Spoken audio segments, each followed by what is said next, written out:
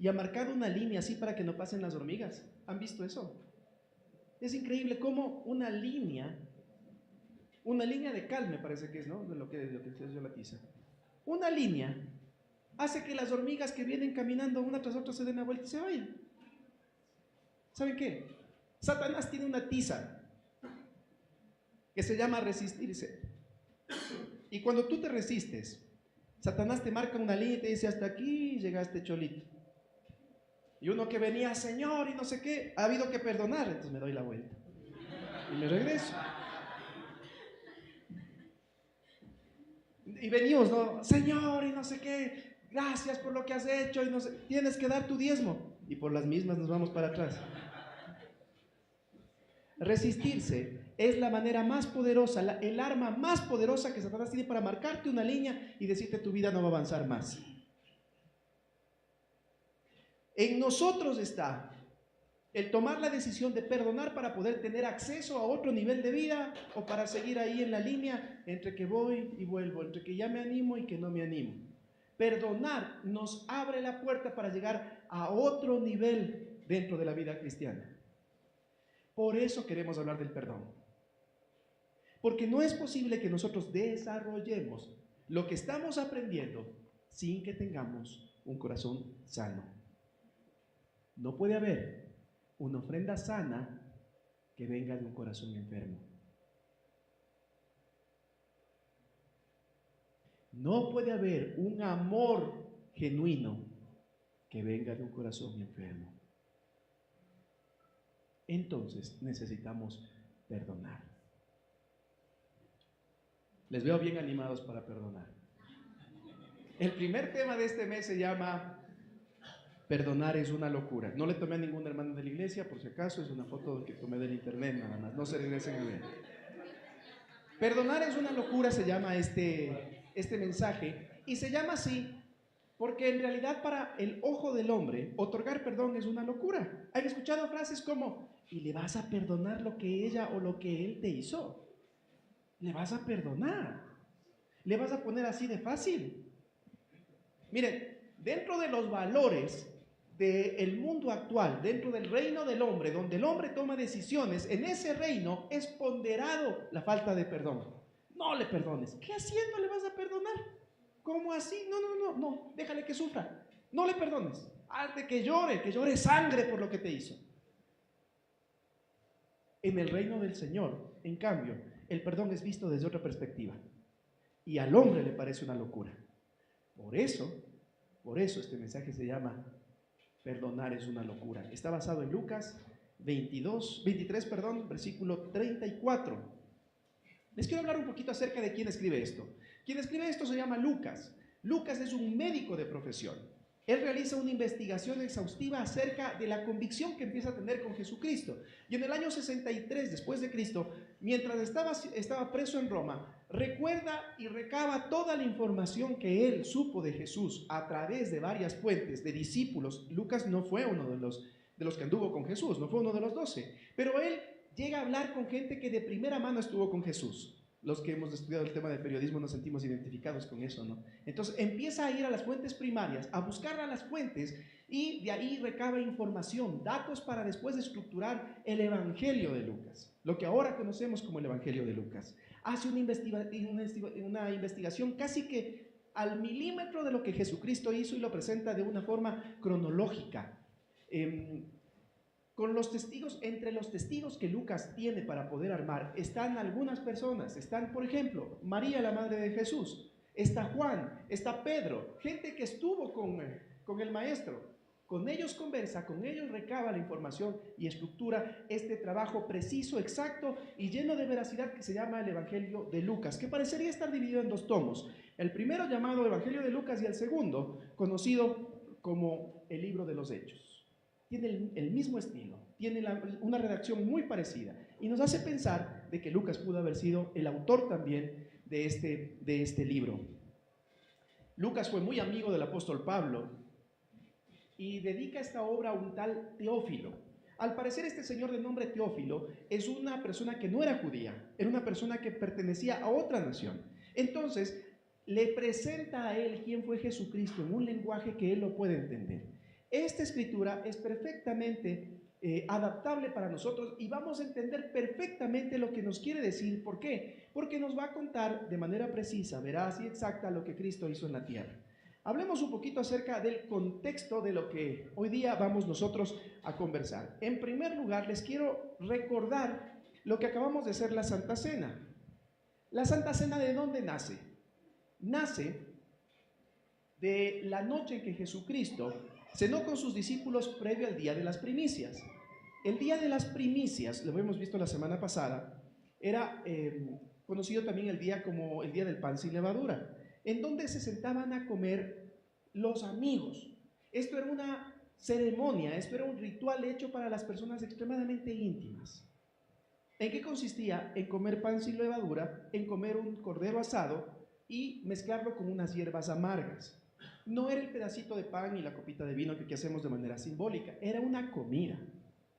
Si ustedes leen Lucas 22 y un poquito el 23, van a ver cómo hasta Jesús les da ciertas indicaciones a sus discípulos de cómo preparar en esa noche la cena. Era un momento especial en lo que ellos iban a juntarse a comer. Era un momento especial el que iban a vivir.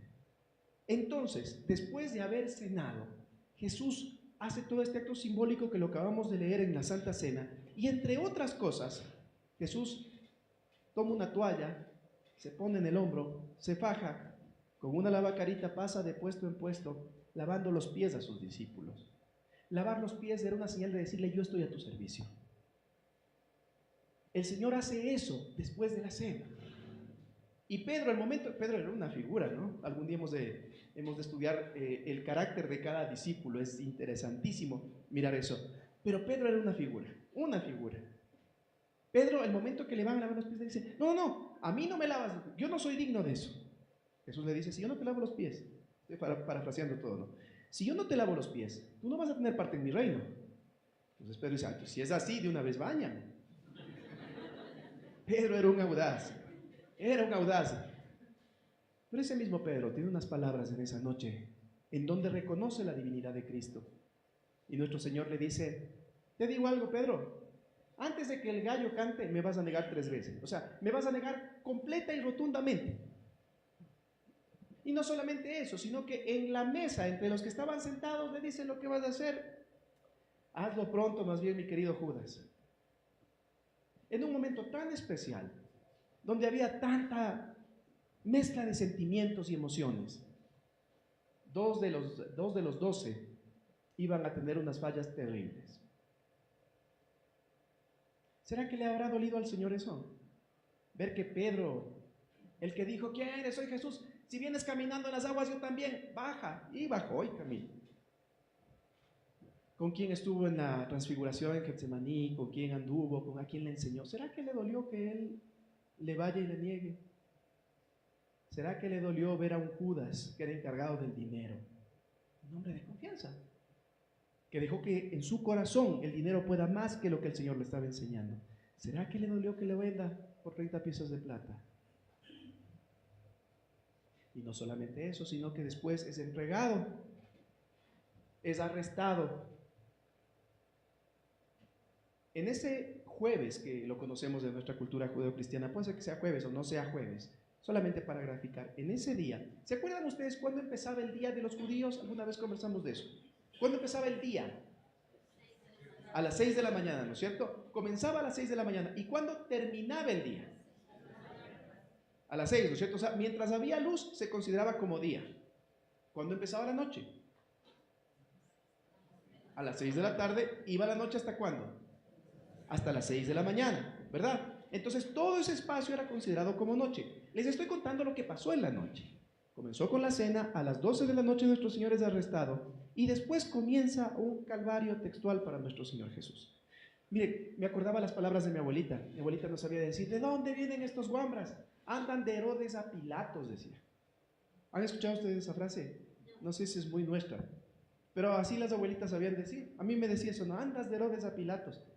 Y estudiando un poco la palabra me doy cuenta qué es lo que quería decir.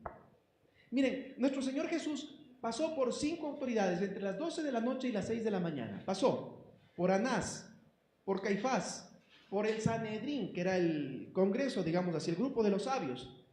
Pasó en esa noche por Pilatos y pasó por Herodes. Pasó por 5 autoridades. 5 autoridades.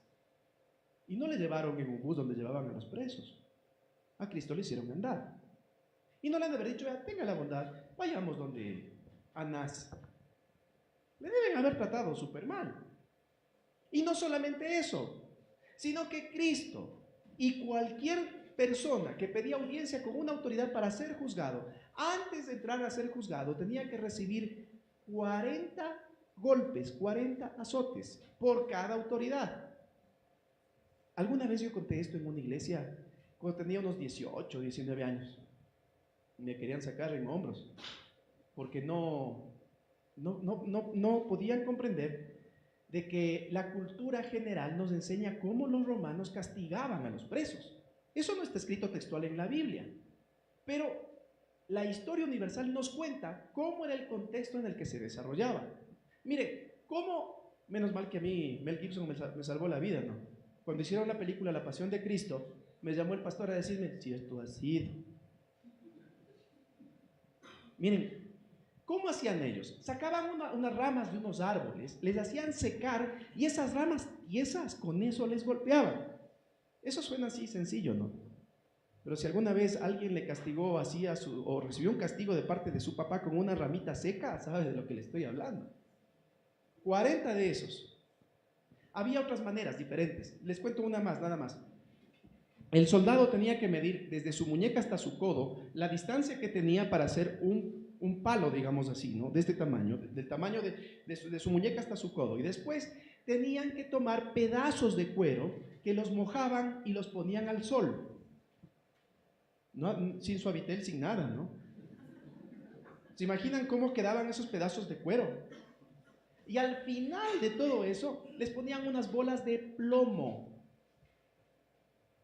Y no solo las bolas de plomo, sino que de huesos humanos cortaban y hacían una especie de anzuelos, de ganchos, que estaban al final de las bolitas de plomo. Entonces, con ese palo largo, juntado con esas cuerdas de cuero, 40 cuerdas de esas, tomaba el verdugo en sus manos de ese palo y con eso le azotaba al preso. Las bolas de plomo le daban velocidad a los látigos chiquitos. Entonces, caía la bola de plomo en la espalda desnuda, caía el látigo, el cuero, al sol, laceraba toda la espalda. Las bolas de plomo se metían en la espalda y el hueso, que estaba hecho a manera de anzuelo, se incrustaba en la piel. Y después de eso, hacían esto. 40 de esos. Y les hablo de 40 de esos, multiplicado por 5 autoridades. ¿Cuánto da eso? Les prometo que yo al segundo de esos ya me arrepentí hasta de lo que no había hecho. Pero Cristo aguantó. Cuando Cristo llega a la cruz, en realidad Cristo llega de una manera desastrosa, terrible, desangrado, cortado por todo lado, golpeado, escupido. Alce la mano, ¿cuántos hemos recibido algo así en nuestra casa de parte de nuestra pareja? Nos ha latigado tanto que nos ha dejado así. O en la iglesia les han tratado tan mal. ¿Cuántos hemos llegado así? Y cuando llega a la cruz nuestro Señor, lo recuestan sobre un madero. No estaba barnizado, no estaba lijado, no. Todo lo contrario, una madera tosca, con astillas. Y toman 3 clavos, oxidados, gruesos, fríos, que destrozan sus manos y sus pies. Y después de eso, lo levantan en el aire. ¿Cuántos nos gustaría probar para ver qué se siente eso? Miren, ¿cómo procede una persona natural? Una persona que no tiene el gobierno de Cristo cuando recibe una ofensa de parte de alguien. ¿Cómo procede una persona que tiene el gobierno de Cristo cómo debería una persona que tiene el gobierno de Cristo reaccionar cuando recibe una ofensa? Miren, la palabra reino mencionan los evangelios 138 veces venir de parte de la boca de nuestro Señor Jesucristo. Quiero decir, el reino era el tema central del discurso de Jesús. ¿Por qué lo mataron a Jesús? Porque cuando él hablaba del reino, la gente que estaba en puestos de poder pensaba que ese reino era un reino social, político, que venía a sacar a todos los que estaban en la parte de la política, como el Sanedrín, como Herodes, a cambiar de autoridades, y que Jesús con sus amigos iba a ponerse a la cabeza de este nuevo imperio. Cuando en realidad Jesús estaba hablando de otra cosa. La palabra original en el griego que ocupa es basileia, y basileia significa reino, pero también significa gobierno. Lo que estaba diciendo nuestro Señor Jesús es que venía a instaurar el gobierno de Dios de manera personal en cada persona que decida abrir su corazón para que Él sea su Señor. Por eso Pablo habla de que Cristo debe ser el Señor de nuestras vidas, el que gobierna, no nuestros impulsos, no nuestra carne, no nuestros deseos. De eso hablaba Dios, de eso hablaba Jesús. Ahora, basileia también significa, parte de gobierno, significa soberanía y significa poder. No se olviden de esta última palabra. Soberanía, Dios hace lo que Él quiere hacer. ¿Cuál es mi papel? Decirle, a mí me parece que deberías hacer esto, Señor. ¿Cuál es mi papel? Duro. Obedecer. Yo no estoy para opinar de lo que Dios dice, yo estoy para obedecer lo que Él dice. Y cuando yo obedezco, ese basileia me da poder. Miren, ¿por qué nuestras ofrendas no tienen eco en los cielos? Porque no tienen poder. ¿Por qué nuestras oraciones no tienen eco en los cielos? Porque no tienen poder. ¿Por qué nuestras acciones bien intencionadas no tienen eco en los cielos? Porque no tienen poder. Y el poder viene cuando yo estoy obedeciendo totalmente. Y obviamente, lo que hoy vamos a ver, el poder viene cuando tú perdonas. Tú no puedes de hablarme de que Dios te ha perdonado, de un Dios que no ves que te ha perdonado, si tú no has perdonado a quien sí puedes ver. La palabra basileia también significa obediencia. La palabra basileia significa orden. Orden. Existen dos bandos, el bando de la luz y el bando de las tinieblas. ¿Dónde se ubicará el orden? ¿Del lado de la luz o del lado de las tinieblas? Un hombre desordenado tiene un hogar desordenado, tiene hijos desordenados. Si tú ordenas tu vida, pasas de muerte a vida, vienes al reino de la luz. Y Cristo, cuando es el Señor de tu corazón, entonces te empiezas a ordenar. Y cuando te empiezas a ordenar, el que tenía un hogar desorganizado viene a tener un hogar organizado. El que tenía hijos desordenados viene a tener hijos ordenados. Y finalmente basileia significa honra, significa dar valor. El sacrificio de Cristo en la cruz no puede ser tomado hacia la ligera. Debemos darle el valor que tiene en realidad el sacrificio de Jesús. ¿Cómo le damos valor? ¿Cómo le honramos? Siendo congruentes entre lo que pensamos, lo que sentimos y lo que decimos, lo que hacemos. Miren, muchas veces nosotros somos campeones para en la iglesia desbaratarnos cantando. Todo el mensaje decir cierto es, cierto es, cierto es. Salir a la calle y ser los mismos de siempre. Honrar el sacrificio de Cristo es permitir que su palabra haga cambios en nuestras vidas y que tengamos una manera ordenada de vivir. Dicho esto, vamos al versículo. Lucas 23, 34. Después de todo lo que les conté que le hicieron a Cristo, lo primero que hace Jesús cuando es levantado desnudo en una cruz es pronunciar las siguientes palabras. Jesús decía: Padre, perdónales porque no saben lo que hacen. ¿Cómo responde un hombre frente a las ofensas? Si ustedes miran que a su hijo chiquito Un grupo de niños en la calle le están pegando. ¿Qué hace usted como papá?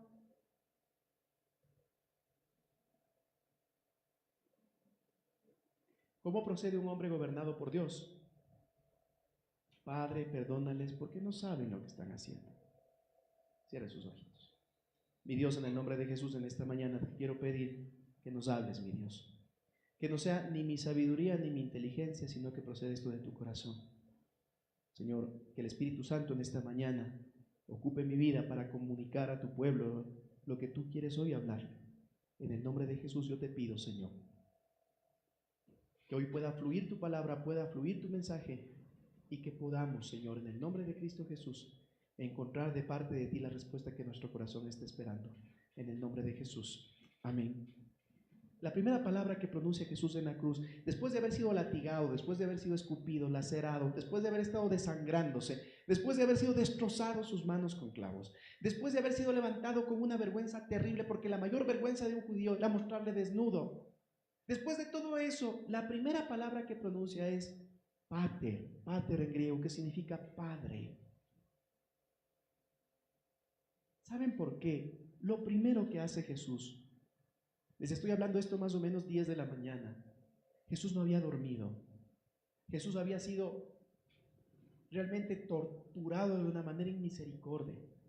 Y lo primero que hace cuando puede pronunciar una palabra es acordarse de su Padre. ¿Sabe por qué?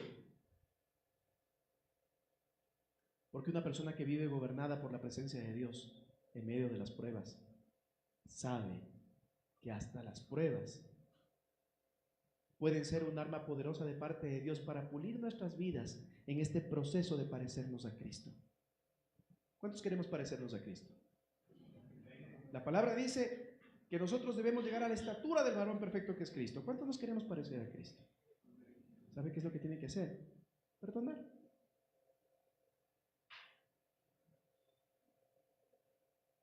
¿Cuántos de nosotros hemos sido latigados así? Levante la mano a alguien que tenga una señal de un clavo en su mano. O una lanza en el costado, ya. Bajémosle. Una corona de espinas. Póngase de pie para verle las cicatrices en la frente. ¿Cuántos? ¿Sabe por qué nos enojamos nosotros? Nos enojamos por cosas, perdón la expresión, tonterosas.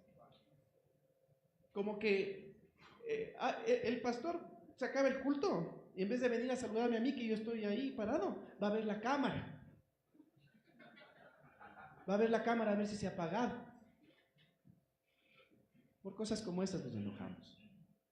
Nos enojamos por cosas como, a mí no me han consultado si para llevar a los hermanos venezolanos era de haber hecho una sopa de pollo o sopa de menudencias. Eso no me han consultado.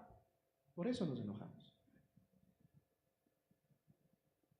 Nos enojamos por cosas como, los hermanos que suben a cantar, deberían vestirse mejor, deberían repasar más. Por esas cosas. Y créalo, hay gente que hasta se va de las iglesias porque no le gusta cualquier cosa que puede ser totalmente simple. Nos enojamos por otras cosas también. Nos enojamos por cosas más fuertes. ¿Sabe cuál es la ofensa que más duele? La ofensa que más duele es la que proviene de la persona que uno más quiere. Entonces, es cuando aparece Satanás con una tiza en su mano y cuando recibes una ofensa de parte de quien tú más quieres, te marca una línea y después dices, es que no le puedo perdonar.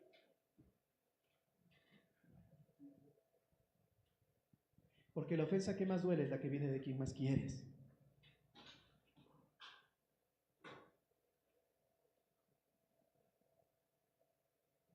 ¿Comprenden cómo trabaja el enemigo?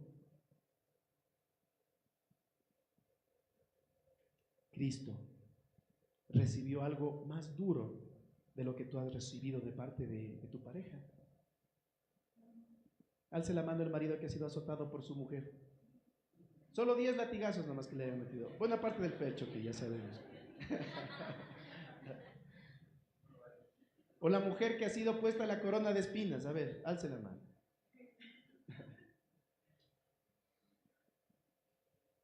Hemos recibido ofensas fuertes de parte de nuestra pareja, sí. Que duelen mucho, sí.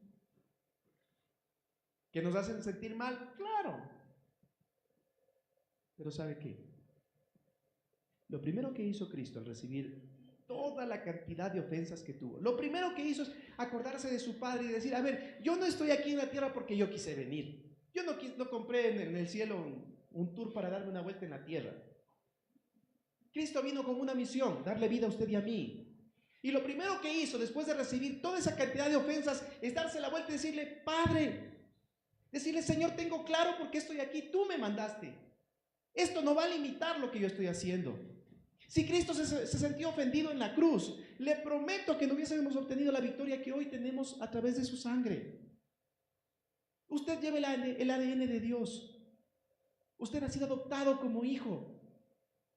Usted no puede permitir que una ofensa dañe lo que Dios tiene para su vida. Usted no puede permitir que el diablo le marque una línea y le diga, de aquí no pasas porque te sientes ofendido. ¿Comprende de lo que le estoy hablando? El Señor regresa a ver y dice, Padre, le dice, tengo clarito cuál es mi misión. Y esto no nos va a limitar. Esto no va a permitir de que lo que tú me mandaste a hacer se quede aquí porque me siento resentido, porque me siento dolido.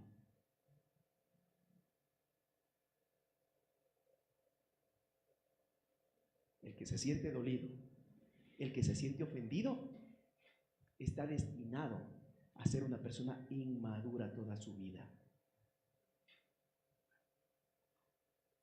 El inmaduro es el que se siente ofendido todo el tiempo. El inmaduro es el que se cruzó de vereda del pastor para no verme. El inmaduro es el que se siente ofendido porque mi mujer no puso la mesa como a mí me gusta. La inmadura es la que dice, es que mi marido hoy día no me ha llamado a decirme que me ama. Miren, debemos dejar de ser niños fluctuantes y empezar a ser personas que realmente busquemos tener esa madurez en Cristo. ¿Quiere parecerse a Cristo? Perdone. No es cuestión de venir acá y yo quiero ser más como tú, Señor. No. Es cuestión de que usted demuestre eso en su carácter, en su forma de proceder en el día a día. Usted se parece más a Cristo cuando usted perdona. ¿Cuántos hemos sido ofendidos esta semana?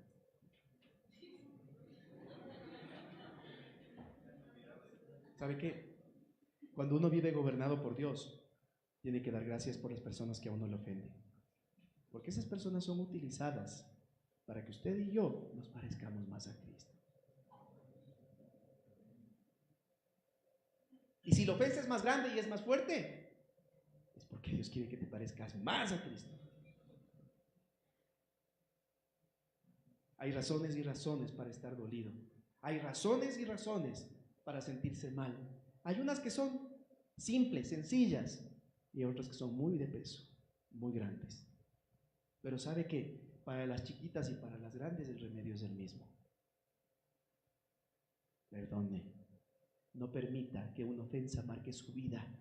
No permita que una ofensa le ponga una línea y le diga, de aquí no vas a cruzar porque te sientes ofendido. La gente ofendida está destinada a no ser constante. La gente ofendida salta de iglesia en iglesia porque aquí no me gustó cómo pusieron esto, no me gustó lo que dijeron, no me gustó lo que hicieron, no estoy de acuerdo con esto. A Dios no le importa que esté de acuerdo o no esté de acuerdo. Dios no deja de ser Dios porque usted no está de acuerdo. El reino de Dios avanza con usted o sin usted. Las promesas de Dios para su pueblo se cumplen conmigo o sin mí. La iglesia bíblica familiar va a seguir. ¿Se acuerdan que les dije que cuando llegamos a 300 vamos a buscar un local propio? Vamos a buscar un local más grande. Le seguimos creyendo al Señor. Y estamos trabajando para eso. Pero si yo me llego a infectar del dolor, la iglesia bíblica familiar avanzará al propósito conmigo o sin mí. En el reino de Dios nadie es indispensable. Nadie. Y el Señor cumple sus propósitos, esté o no esté yo de acuerdo. Para la gente que sirve, ¿Cuál es la clave del servicio? Estar duro. Miren, nosotros aquí, gracias a Dios tenemos, les pongo solo como ejemplo porque es visible, tenemos buenos músicos, buenos cantantes, gente académica, sí, suena lindo, chévere, pero la mayor virtud que tienen es que están dispuestos. No sacamos nada con tener un concertista que no esté dispuesto. El reino de Dios se construye con gente dispuesta. Y la gente que se ofende, la gente que permite que en su corazón se albergue la amargura, Dios le dice, sigue nomás con tu amargura. Voy a ocupar acá tengo un David. Detrás de las ovejas está. Ven, mijito, pasa. A ti te va a tocar lo que dice Juan en la visión de Apocalipsis cuando habla de la iglesia de Filadelfia. Es el mensaje que hoy les quiero dejar a ustedes. Retén lo que tienes. Lo que estás haciendo, reténlo, no lo sueltes. Busca que lo que estás haciendo sea mejor. Retén lo que tienes. Finaliza diciendo, para que ninguno tome tu corona. Si te sientes ofendido, no te preocupes. Vendrá otro y tomará tu corona. Nadie es tan importante en el reino de Dios como para que su obra se estanque porque te sientes ofendido. ¿Estamos? Les veo con cara de, ya va a acabar.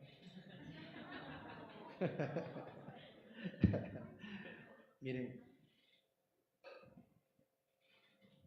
finalizo solamente con esto.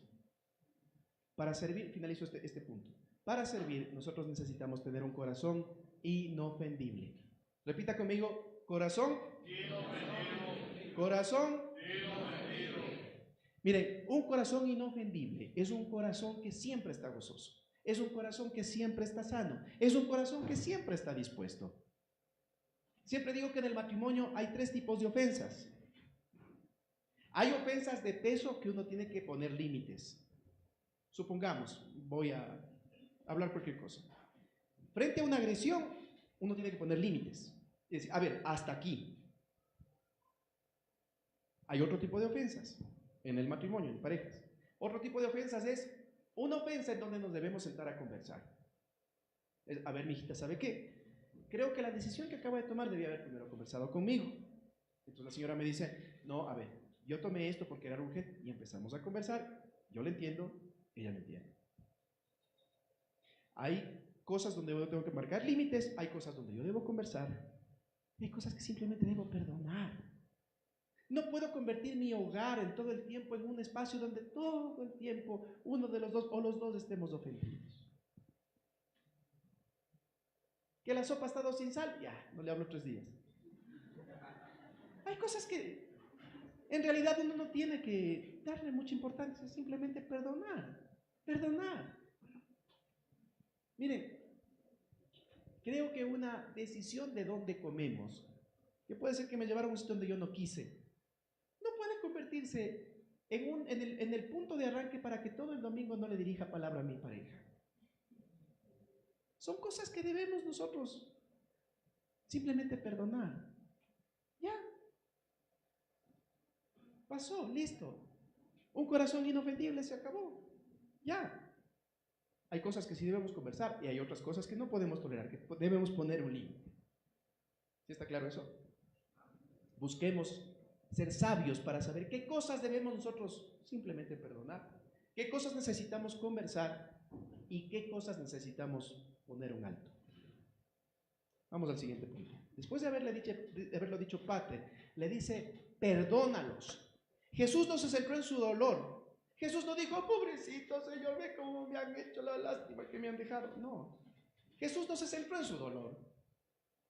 Nuestro Señor Jesús se puso a pensar en el plan global e intercedió por los demás. Pregunta, los soldados que le latigaron, los que le metieron los clavos, los que le subieron en la cruz, los que repartieron sus ropas echando suerte, ¿alguno de ellos estuvo arrepentido de lo que Jesús le hizo?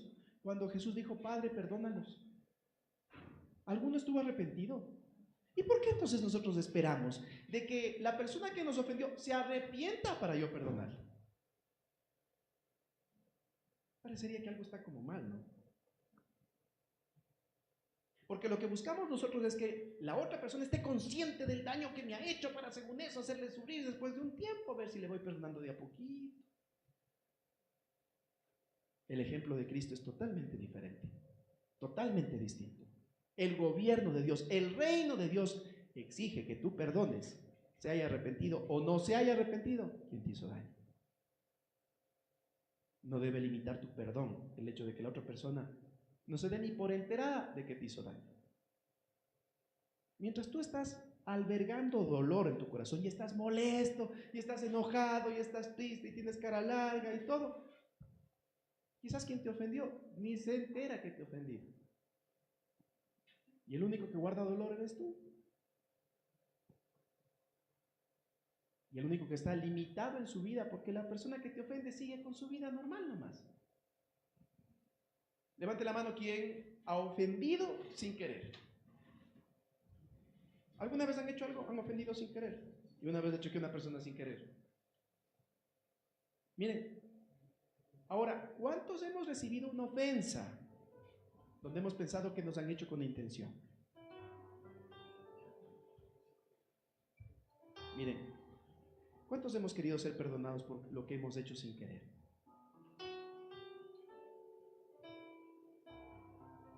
¿Por qué entonces pensamos que quien nos ofende hace porque lo quiere verme mal, quiere hacerme daño? Puede haber gente así, sí, pero no todos son iguales.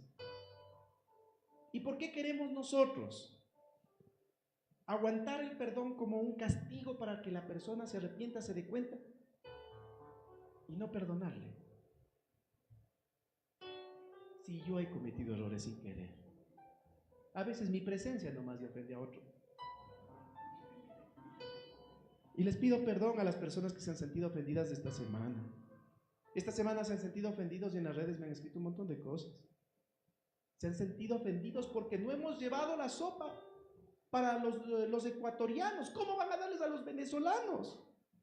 Se han sentido ofendidos. Mi respuesta ha sido, mira, sería bueno que al grupo que tú detectas de ecuatorianos que hay que ayudar, busques un grupo de amigos, levantes tú una comunidad y lleves tú una sopa a ellos. Te prometo que se siente más lindo que estar tras del teclado criticando a los que sí estamos haciendo algo. ¿Saben quiénes se sienten ofendidos? Los que son incapaces de hacer lo que tú estás haciendo.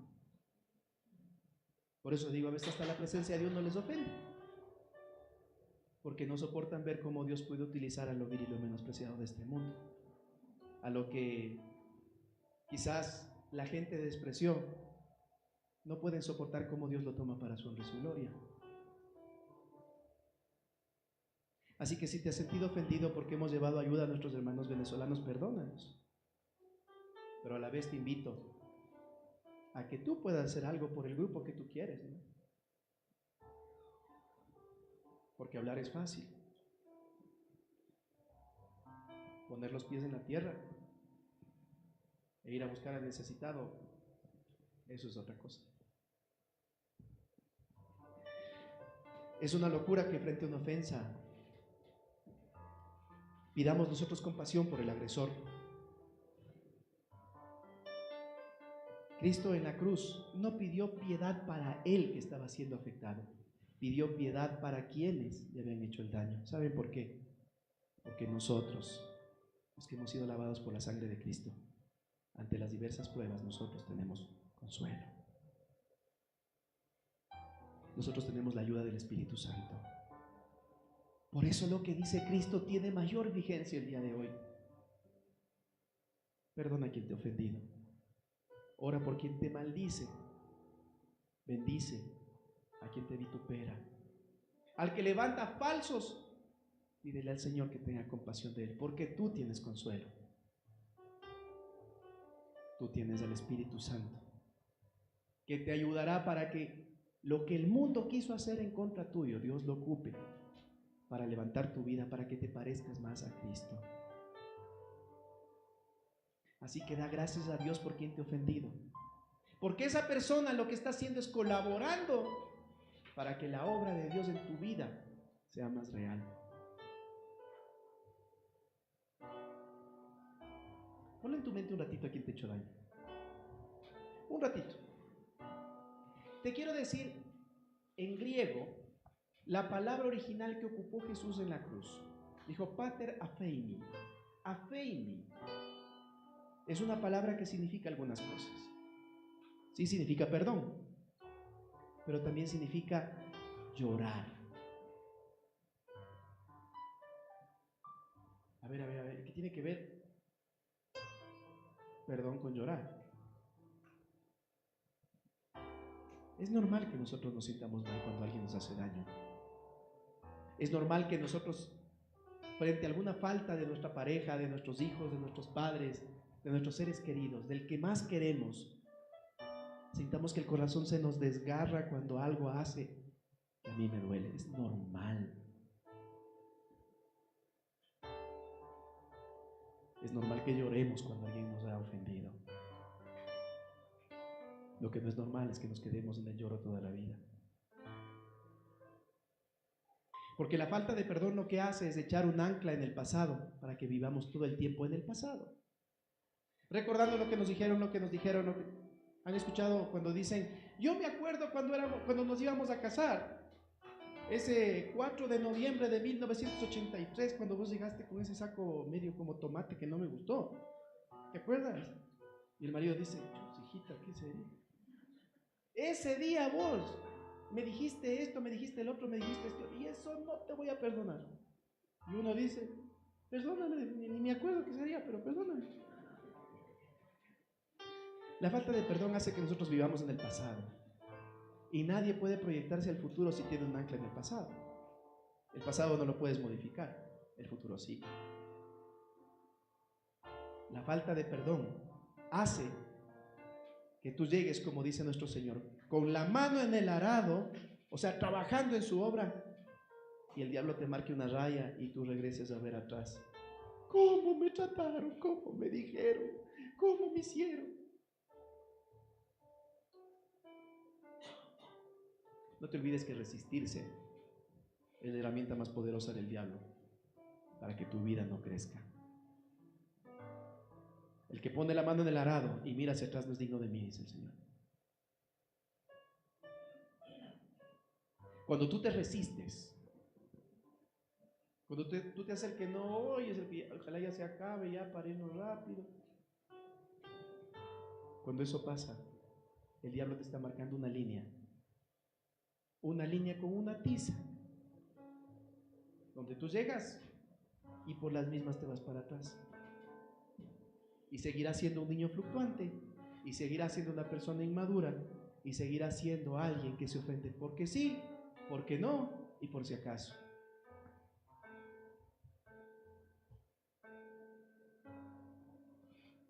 Afeimi significa llorar.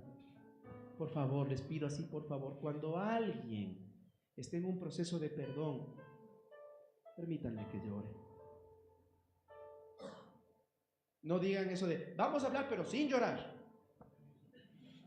Si tiene que llorar, déjele que llore. Porque si las lágrimas fueran malas, fueran así como una cosa que no deben salir, Dios no hubiese puesto en nuestro cuerpo. Afeimi significa perdonar y está asociado al lloro. ¿Saben cuál es la más grande mentira que nos han dicho a nosotros los hombres? Cuando el niño chiquito viene corriendo y ¡pum! Se cae. Le levantamos ya, macho, le levantamos, macho, le decimos. Los niños, los hombres. ¿Y saben qué es lo que produce eso en nosotros? Uno desde chiquito sabe, los hombres no lloran, y como los hombres no lloran, entonces el hombre frente a una caída es más hombre cuando no llora, ¿no? Si la lágrima esté por aquí tiene que regresarse otra vez, porque es más hombre si no llora. Y con los años vamos aprendiendo a ponernos una careta emocional. Llegamos a la casa. ¿Qué te pasa, mijito? Nada. ¿Estás bien? Sí. ¿Qué le pasará al guambra? Dicen las mamás, no. Mudo me ha salido. Vive así con la trompa larga. Nada, dice. Cuando la sociedad en conjunto nos ha enseñado a los hombres a ocultar lo que sentimos. Yo quiero decirte de parte del Señor algo, varón que me estás escuchando. Los hombres que somos gobernados por Dios también lloramos. Lloramos cuando hay una razón de peso para llorar. Lloramos cuando otorgamos perdón.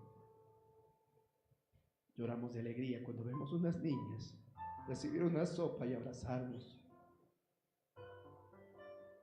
Lloramos cuando abrazamos a nuestros padres, cuando nuestra esposa nos perdona, cuando vemos a nuestros hijos felices.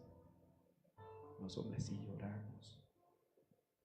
Y tenemos que aprender a expresar nuestros sentimientos y decirle a la gente cómo realmente estamos. ¿Cómo te va, mi hijo? Bien, pastor, bendecido, en victoria.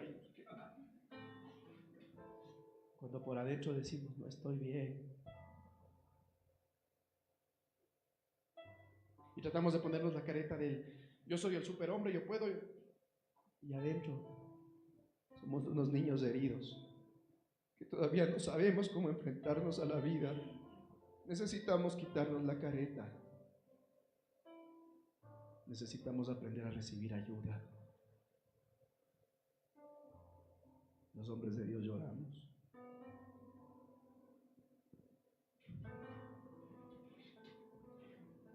No podemos avanzar un futuro de bendición si nosotros vivimos esclavos del pasado. No podemos avanzar. ¿Qué implica para nosotros lo que les estoy contando? ¿Qué implica todo esto? En primer lugar, para sentirte ofendido, solo necesitas una reacción. Quiero decir, para que tú te sientas mal, solamente necesitas, para tú sentirte afectado, herido, solo necesitas abrir los ojos y dejar que tu carne salga, porque cualquier cosa que pase no te va a gustar, no te va a parecer, no va a estar. Vean, para iniciar el servicio faltaba un cable. Las niñas del coro se pueden sentir ofendidas porque 2 micrófonos para 3 se pueden sentir ofendidas. Pero para perdonar necesitas tener una convicción. ¿Y cuál es la convicción? Vamos a alabar al Señor. Con 2 micrófonos, con 3 micrófonos, con 1 micrófono, vamos a alabarlo. Hemos hecho lo posible, ya, ahorita estamos listos y vamos a... Esa es la convicción. Para que tú te sientas mal, solo necesitas abrir los ojos nomás para sentirte ofendido y dejar que tu carne aflore. Así procede el hombre natural. Para que tú, en cambio, puedas perdonar, necesitas tener una convicción. ¿Y cuál es esa convicción? La figura de nuestro Señor Jesucristo, vituperado, marcado, golpeado, desangrándose, elevando sus ojos al cielo, diciendo, Padre, esto no me va a desviar. Ten compasión de ellos porque yo tengo tu consuelo. Perdónales, no saben lo que hacen.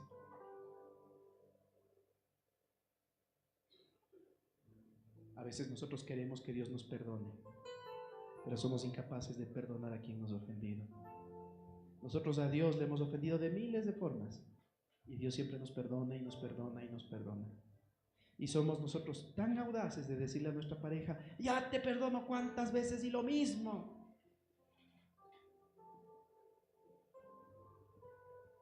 Y nos marcamos una liñita en donde del otro lado de la línea Satanás está saltando en un pie. De ahí no vas a pasar porque te sientes ofendido.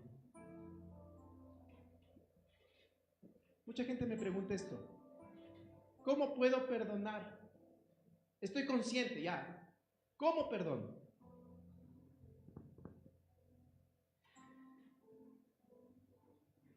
La palabra afeimi también significa olvidar, dejar de lado, dejar pasar, dejar atrás. Pero ¿cómo voy a dejar yo atrás lo que me acaba de hacer esta? Pero siempre me hace lo mismo. Suéltalo. Haz como hizo nuestro Señor Jesús. Al mal que recibió, devuelve un bien.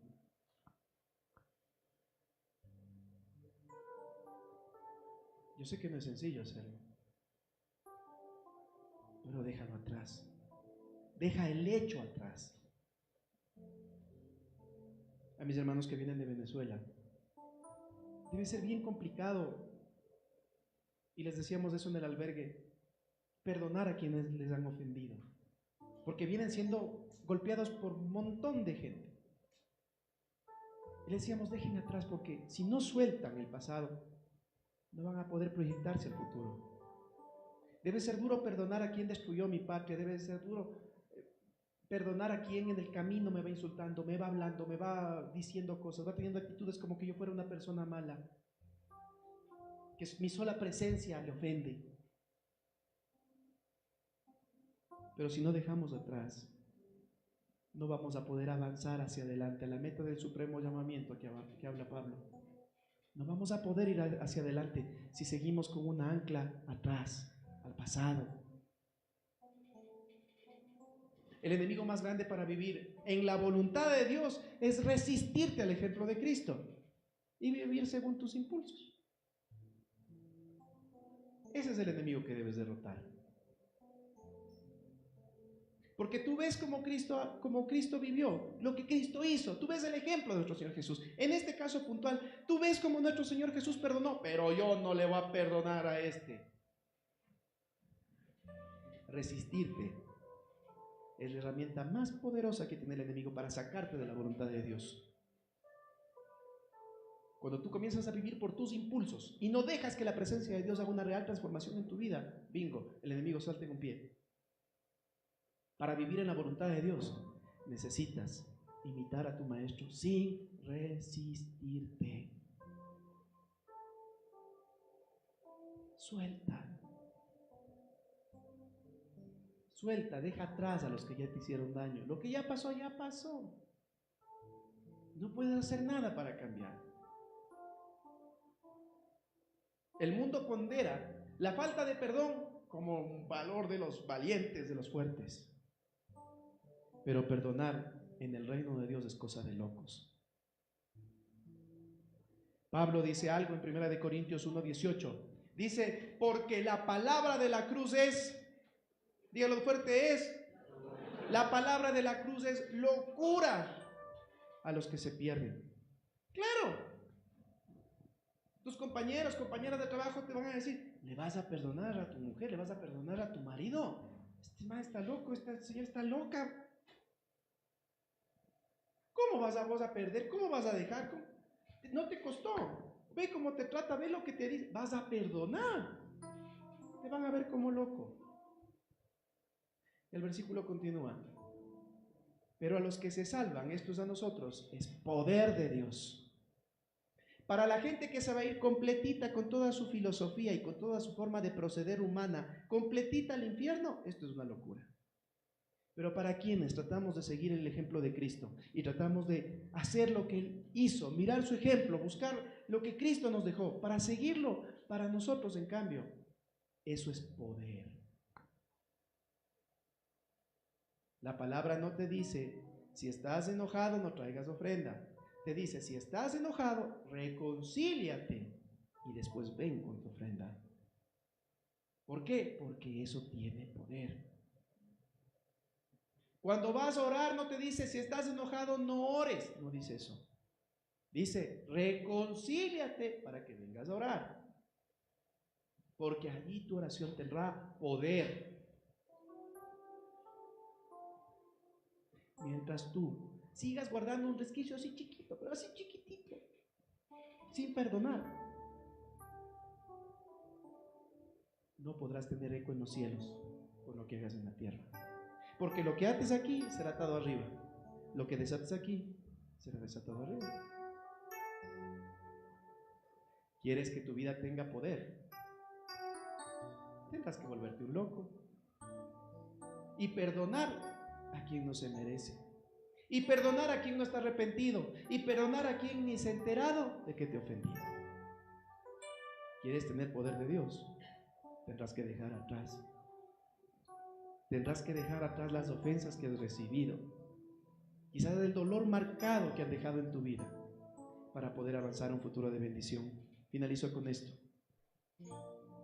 Es de locos proyectarse al futuro sin quitar el ancla del pasado. ¿Cuántos queremos llegar a la estatura de Cristo? ¿Cuántos creemos que Dios nos tiene un futuro de bendición? ¿Cuántos queremos que nuestras generaciones sean benditas? ¿Cuántos queremos que los hijos de nuestros hijos lleven la palabra de Dios a los necesitados? No puedes avanzar a un futuro de bendición si no quitas el ancla de la resistencia hoy. Si tú no perdonas, vas a seguir anclado al pasado, viviendo en el ayer. Seguirás atado al 5 de noviembre de 1983, a las 5 de la tarde, para ser más exactos. Y tu vida no se puede detener en ese día. No se podía detener la obra del Señor Jesús en la cruz. Después de haber recibido todo eso, por eso lo primero que hace el Señor es decirle: Señor, esto no nos va a limitar.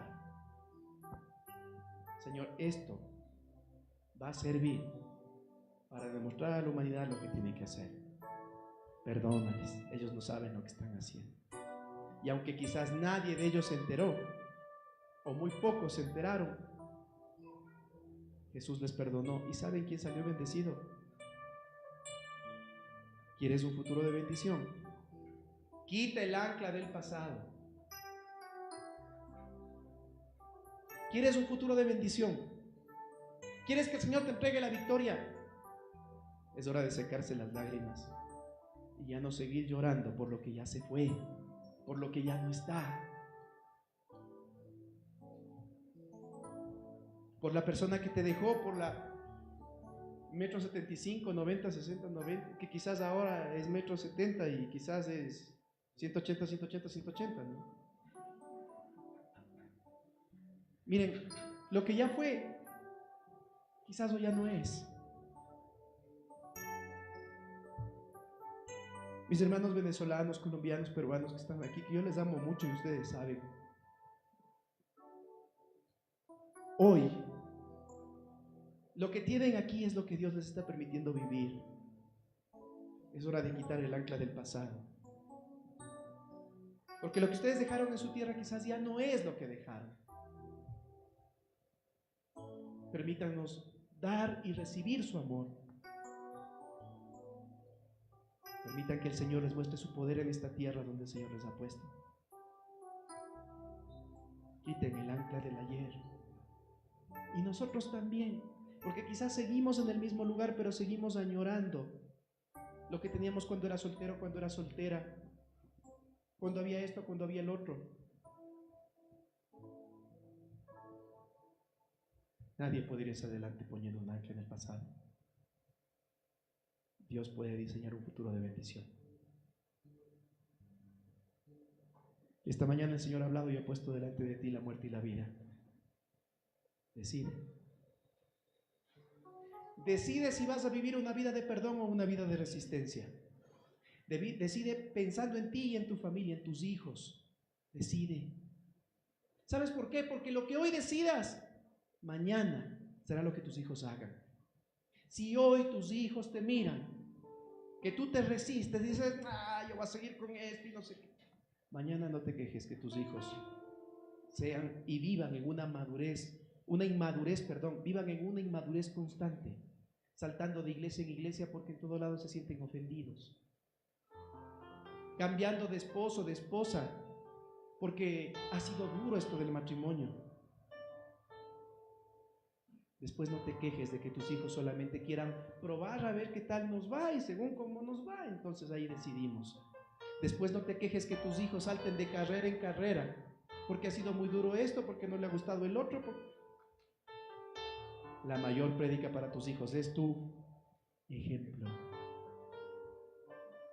¿Quieres razones para perdonar? Te doy rápido. Primero, olvida. Segundo, y me parece que esta es la razón principal, mientras tú tengas un ancla en el pasado, no podrás soñar.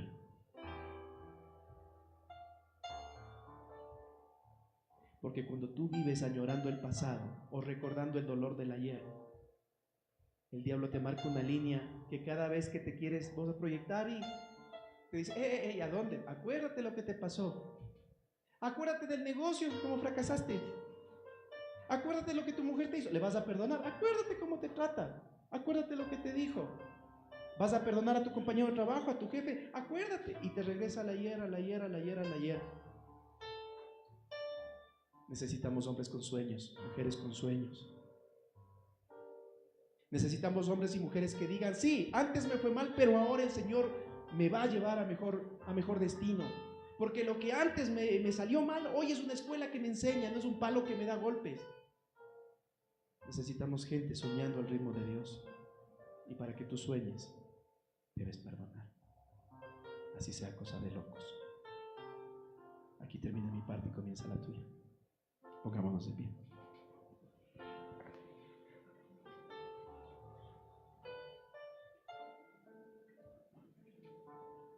Padre, en el nombre de Jesús, en esta mañana nos acercamos a tu presencia